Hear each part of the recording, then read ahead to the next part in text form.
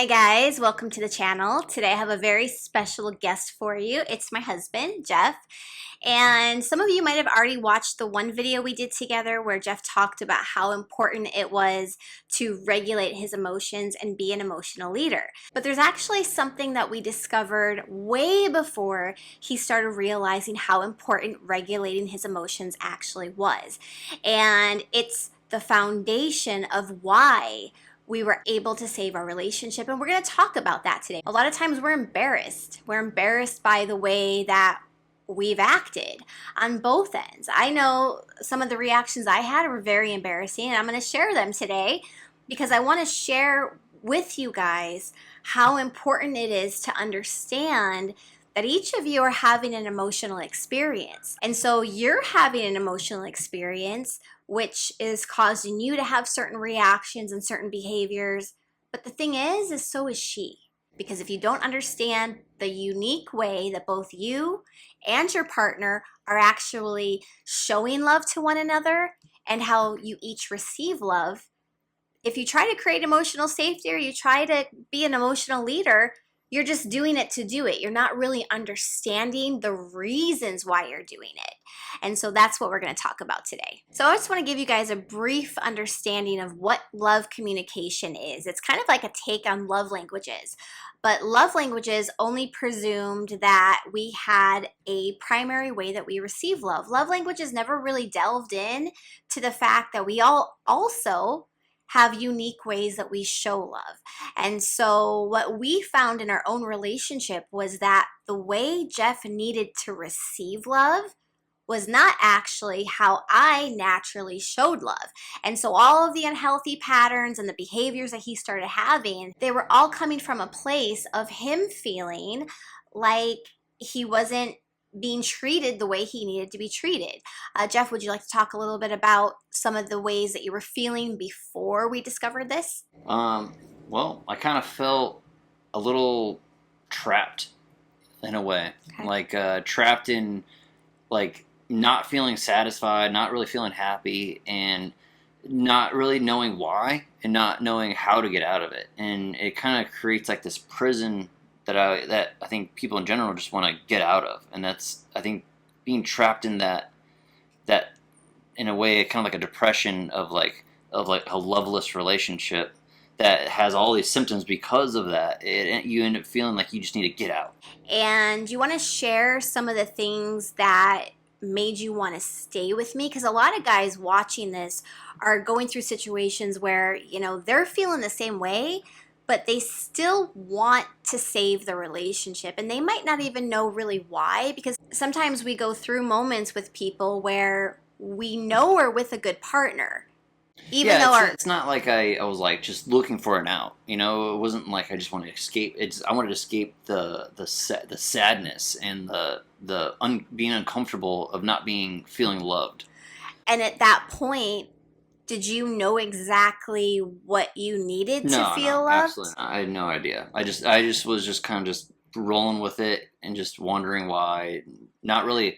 I have no direction. The directionless. It kind of like left it unknown, and I think that really like not knowing what you want or knowing what you need or knowing how to give what is required. That's like it's like kind of like a sign of like immaturity in a way. And I think when you learn stuff and apply it to yourself, it shows a little bit more maturity. I'm just going to say that not knowing doesn't really make you immature.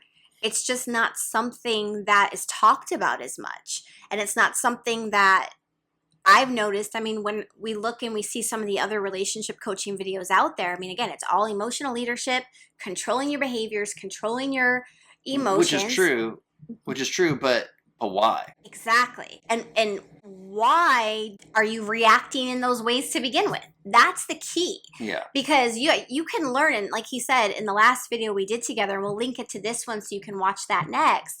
But he knows it's important, but for so long he didn't realize why he was having those behaviors. All right, so now I want to talk about something that happened in our relationship. And the reason I want to share this is because I know every single one of you guys watching this has went through some type of experience that you're probably not proud of in your relationship.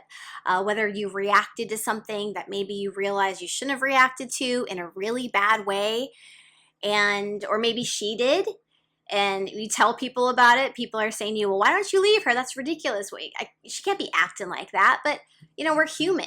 And when we're feeling frustrated and we feel certain ways, we react. And if you don't understand why you're reacting, you can't control it. So Jeff and I are living in the house that we built with our own four hands. And the first week when we met each other, we talked about how we thought it would be wonderful to build our own house together. And that was part of how we started falling in love with each other, is because we had that same common dream.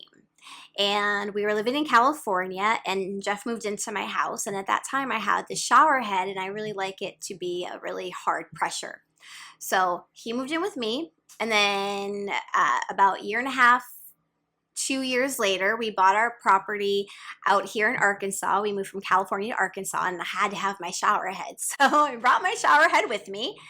And, as everybody is going through stresses, this was right as COVID started to hit. So we were stuck at home with each other a lot more than we would have wanted. We were also starting a handyman company together. So we were not in a situation where we had a lot of income, because people didn't want you going to their house to do stuff for them.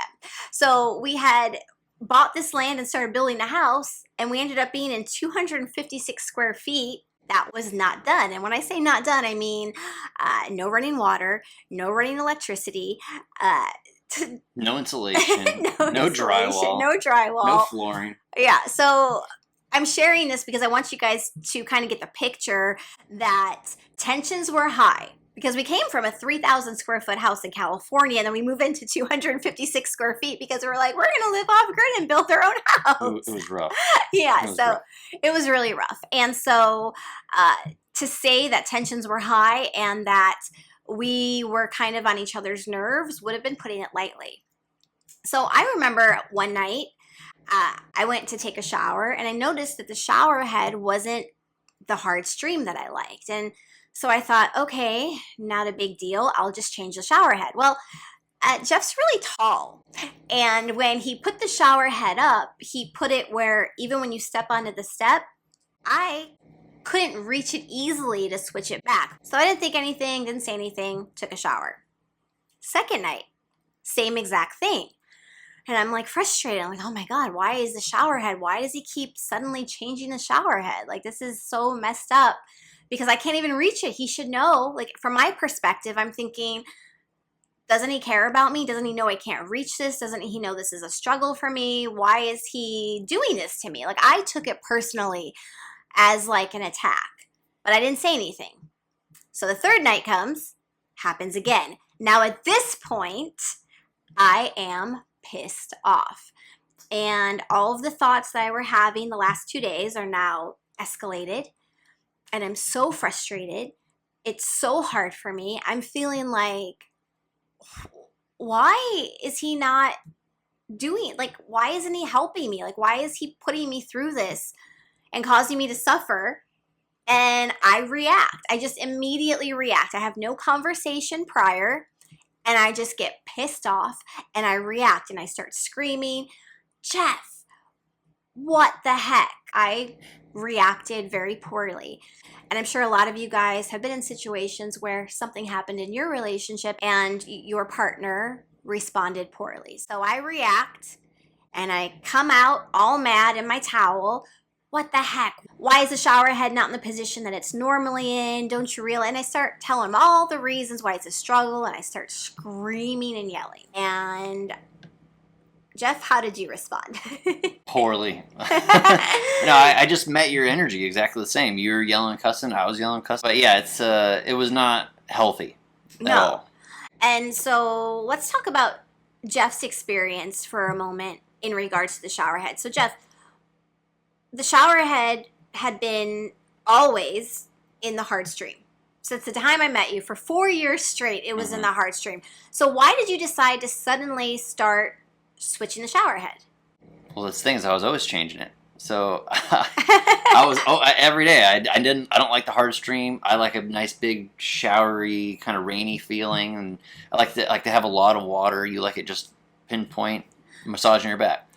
Now, this is what's really important, guys, is like, I never knew that Jeff ever changed the shower head. And I thought she always knew that I was changing the shower head and changing it back. We just assumed, or I just assumed one way. Yeah, I had no idea. I mean, if we took a shower together, he would always get into my shower, so I never knew, and he would never switch it. So I had no idea that from the time that you met me? Yeah.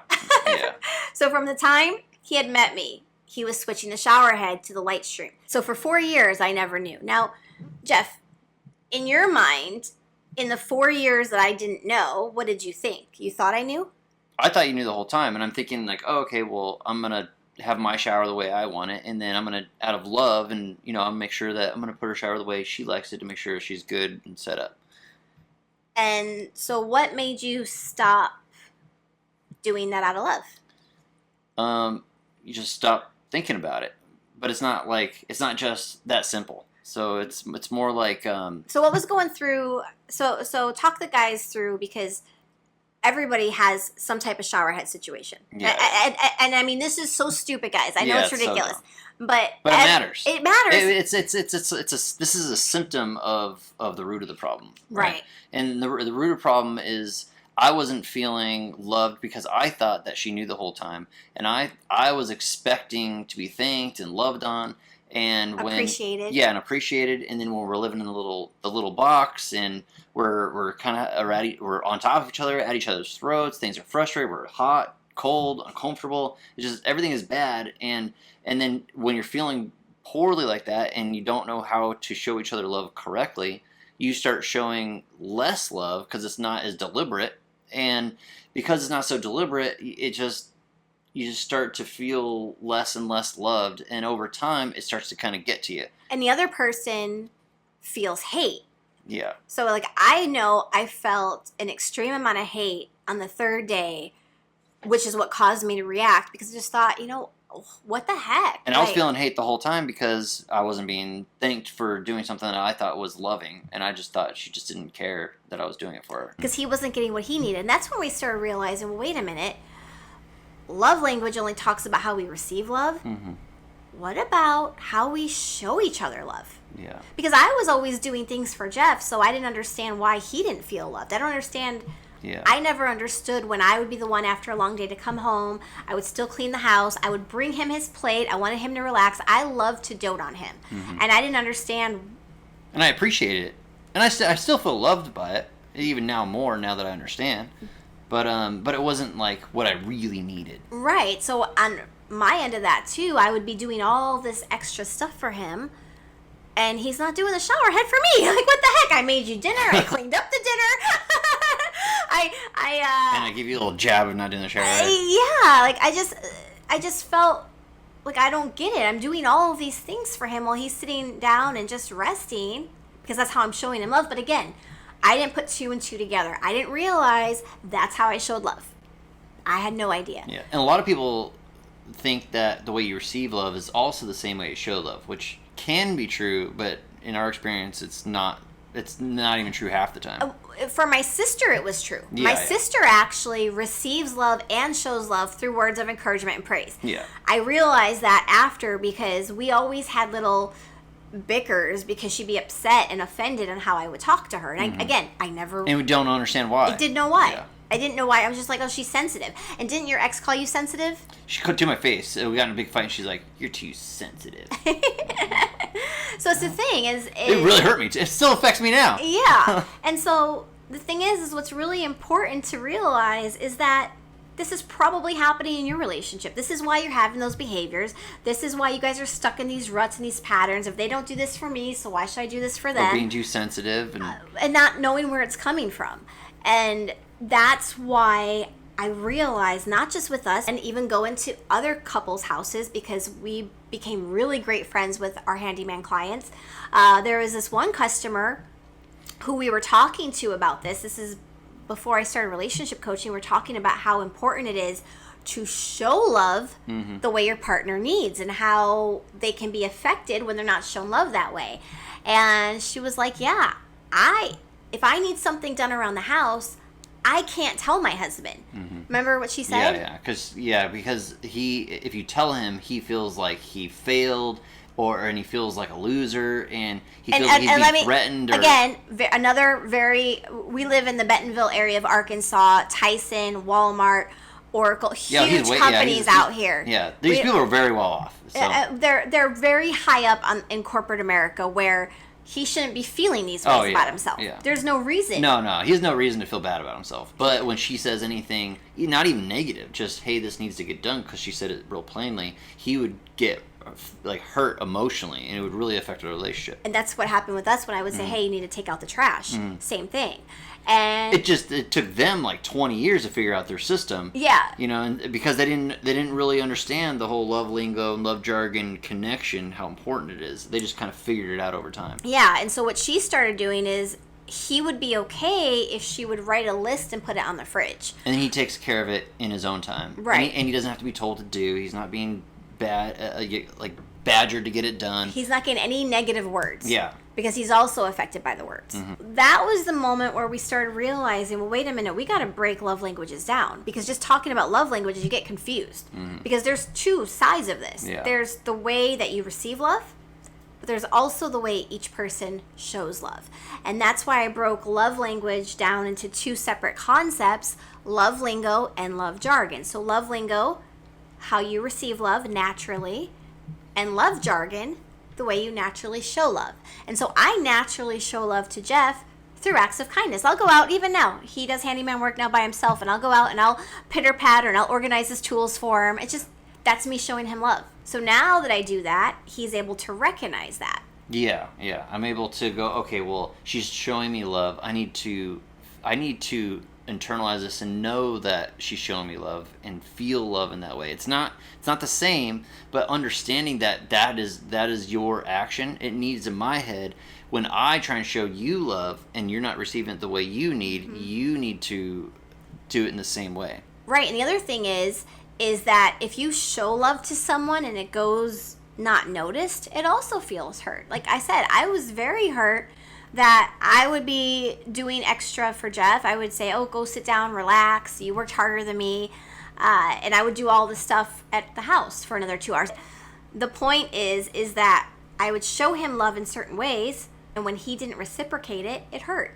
And it's the same thing for him, is he would show me love in ways, and I didn't reciprocate or I didn't notice it, so it would hurt. So, ask yourself right now, how many times did you do something for your partner where you were hoping they were going to notice and they didn't, and you got hurt? And then maybe you kind of reacted the way Jeff did. You just stopped putting thought into things, and you stopped wanting to go out of your way for them. And the effort dwindles. Yeah, the effort fizzles dwindles. So a lot of you guys watching this are probably in situations that are very similar to this without you guys even being aware of it. There's resentment, there's anger, there's behaviors that are happening and you're reacting or she's reacting, and neither of you really know the underlying cause. And they don't have a reason to do anything different, make any different choices. Yeah. Because they don't know. You guys don't know why. A lot of you guys are in situations where you're feeling attacked, you're feeling like you're the bad guy, you're feeling like you're the one who's expected to do everything.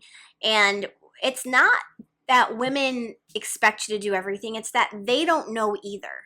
And women are more prone to nag at you and nag at you and nag at you and nag at you, and you're sitting over here thinking, well, why are you nagging? I'm doing all these things. And you're doing all the things, but you're not doing what she needs. Yeah. And you don't understand what she needs because you're in your emotional experience.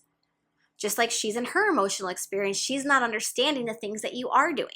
And I think that this is why being the emotional leader that people talk about is so important at this juncture, is when you do understand your love lingo and you do understand your love jargon, how you give and receive love, and how your partner also gives and receives love, then at that point, when the other person, so if I want to be an emotional leader and kind of steer an interaction with you in a certain way, I can step back into myself and go, okay, how am I receiving love? Have I been receiving love? How is she receiving love? Have I not been giving her what she needs? Like, what is happening right now? And then I can, instead of me reacting with anger or frustration or solitude or whatever it is, I'm able to have a meaningful conversation, which is what a lot of old couples say, like, oh, you just got to communication is the key, right? You hear that a lot, right? Well, this is what they're talking about. They can't even describe it because they don't understand themselves that love lingo and love jargon is the communication to be able to move forward in a relationship and out of a bad interaction and use it to uplift your relationship instead of cripple your relationship. Yeah. Yeah, because all of us, we all show love and receive love differently. And you might ask yourself, well, I know these couples that they don't align on politics, they don't align on religion, but they're so happy, and I don't get why. Like my grandparents. My grandparents loved each other until the day they died, and my grandma's last words were, "You don't know how much I love you." I mean, it's beautiful, right? Yeah. And they love each other, but their love lingo and love jargon matched, and they didn't even know it. It just worked. Oh, it's giving me goosebumps. I know, me too. And that's the thing. I mean, there are couples that you see are totally happy, and you don't. They don't even have to try. They don't try, but it's because they're lined up. Yeah. They match. They naturally match. Their love communication styles match each other. And that's the compatibility that I think is more important than anything else. Yeah. It is above religion. It's above politics. Above whatever. Love compatibility. Yeah. Love compatibility is the most important thing for an easy relationship. Yeah. And that's why I made a love lingo quiz and a love jargon quiz. And it was funny because when I took the quiz myself before even going into the coaching aspect, I show love the least through words of encouragement and praise. It was like 0 when I took the test. And I'm like, oh gosh. But that just showed that was our disconnect. Mm-hmm. That was it right there. We loved each other. We knew we actually had a lot of those things in common, but that's where we were incompatible. It just means both of us have to put in more effort than someone who doesn't need to put in any effort at all. Right. That's it. It doesn't mean we can't have a very loving, passionate relationship our whole lives. We just have to put a little bit extra work into it. Yeah, and that's where it comes to a choice. And that's why we always talk about the fact that it's not about changing yourself. I'm not going to sit here and not need acts of kindness or not need time from him, and he's not going to not need nice words. And these are the choices that determine how a relationship's going to end up. Right. So now I can choose to notice and verbalize when I notice something. Hey, I really appreciate that you did the shower head. And he does the same thing. He notices, like when he comes home, he knows I need time. So what do? I sit down and hang out with you and give you all the time you need until you tell me, okay, you can go now. And that's the thing. It's not changing ourselves. It's understanding what the other person needs. It's understanding their emotional experience and what they're experiencing, and stepping outside our own perspective and the emotional me monster that we like to be half the time, and stepping outside of that and really choosing to look at things from their perspective and saying, okay, how can I make my partner happy today? What is it that they need, and how can I do that? It's that simple. Mm-hmm. And the extra little bit of thought, and that's why the shower head wasn't changed. Yeah, and that's why that was a blow up, because it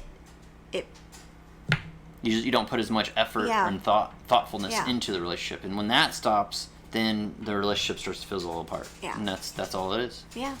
And so the good news is that can be fixed, and you can get to a point where you can understand the other person the way they need you to understand. And one interesting thing is that a lot of people, they think that everyone is like them. Yes. Right? So that's the crazy part, because I've talked to people, they're like a guy will be like, I just thought every guy wanted to be touched all the time. Every guy just wants to be hugged all the time. And I'm like, no, it's not that. It's not like that at all. Like you probably are thinking, why don't you want to spend time with me? Like, you must not love me. Yes. Because you think that I should be like you, or I think that you should be saying nice things to me all the time. How come you're not saying thank you? Like, what is wrong with you? Like it's you can't think. Not everyone is the same at all. Like, we both can't understand why someone wouldn't want time or touch or any kind of words, and all they want is gifts. That sounds insane to us. But those people, we have to understand that those people, that's how they receive love, and that's all there is to it. Yeah, and it doesn't mean they're superficial. Whereas Yeah, people will think exactly. They think not. they're gold diggers. Yeah, no. But it's not that they're gold diggers. That's just how they receive love, and there's nothing wrong with there's that. Nothing that is wrong one of with the five things. Yeah. I mean, I for an example, I have a friend whose girlfriend, all she wants is for him to buy her flowers, and he thinks that it's so stupid because it's just flowers and they're just going to go to waste, and there's $5, $10, $15, $20, $30 down the drain for nothing at all. And I tell him over and over again, dude, just buy her the stupid flowers. It's gonna, I promise you, it'll do better. It's worth its weight in gold. Just buy the flowers. Who cares? It's going to be a drop in the bucket in your whole life. Buy her flowers all the time. Who cares? He just won't do it. And they're struggling. And there's nothing you can do about it. She hasn't left the relationship. She's not to a point where she's leaving. And so he is just going to stay not doing the thing that she's requesting. And you want to ask yourself, how long is that going to last? Yeah. In 5-10 years, are they still going to be together? Because she's going to get to a point where she feels like, this man just will not give me what I need. Stupid flowers. Stupid flowers. Stupid. And again, the flowers is just one thing. Yeah. The root cause is she needs to feel loved in a certain way. She's come to him straight out and said, this would make me happy. She's a gifts person. But anyways, guys, that's really the root cause that we've noticed, not just in our own relationship. That's why I started becoming a relationship coach, because as we went to other people's houses, we saw this was happening in every single household. Once you start to step outside your own emotional experience, you start to say, oh, this person shows love this way. This person shows love this way, but they receive love this way. We even apply it to your mom. Yes. So like me and her mom were kind of going at it, having issues, and we didn't really understand why. And then once we figure out the whole love lingo, love jargon thing, now I could look at it from like a fly in the wall of our interaction and realize that, oh, okay, well, when I say this, she gets really hurt by it. Oh, when I'm not actively getting up and helping her or something, she's feeling hate, and starts getting mad and starts lashing out at me because I'm not doing stuff for her. Because she receives love through, acts of kindness. Acts of kindness. Yeah, they struggled for years. Before, and now we're doing great. Yeah, now we're doing great. And it's all it is just because I understand. That is it. She doesn't even have to understand. No. I just have to understand, and I have to make choices that are different than what I've been making before. By when she gets mean when I don't do stuff for her, like I start lashing out and start yelling and cussing at her because I'm feeling hate. Instead now I can look at myself like a fly on the wall and say, okay, well, what's happening right now? Instead of letting my emotions control me. Right. And that's why, guys, understanding both your emotional experience and her emotional experience is the most crucial part if you're trying to save your relationship. And if you're looking to understand yourself and you're not really sure what your emotional experience is on how you receive love, go ahead and take my free love lingo quiz. I'll put it in the description of the video and in the comments. That way you can get a better understanding of yourself. And if you're on talking terms with her and you guys are just having challenges right now, send her the love lingo quiz. And if you're in a situation where you are communicating, ask each other, am I doing this for you? Just have a conversation about it. Just talk about how you receive love, how I receive love, how I normally am going to give it, how you normally give it, and are we both receiving that? Like, in what ways are we not receiving it? And then talk about examples on what you've been doing and what you could be doing differently. And that's how you get through it. Yeah. If you're talking with your significant other, just talk it through. That's where the whole communication is key idea comes from. And I agree that talking and having good communications is incredibly important. But if you don't know what to talk about, you're not really going to get anywhere. You're just going to go around in circles and then start beating each other up. Because they don't understand what the other person says. Yeah. Each person is too busy defending themselves rather than understanding the other person. You got to drop the egos, both of you, and you've got to start saying to yourself, okay, I might not understand their perspective, but that's how they feel, and it's not wrong, it's just different. And some of you guys might be thinking, well, yeah, that sounds great if you're still in communication, but she won't even talk to me. She's told me she wants space, I'm in no contact, or she's told me she wants to separate or she wants a divorce. What do I do then?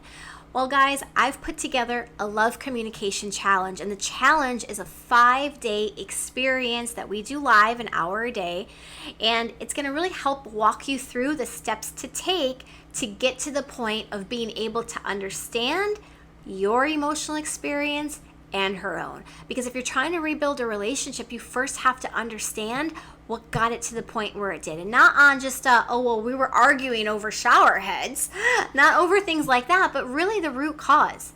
Like in our situation, the root cause of the shower head was he wasn't feeling emotionally loved the way he needed. And he didn't know, so he reacted. And she didn't know to do it. I didn't know. She didn't And know. so what's happening in your relationship right now that you're unaware of?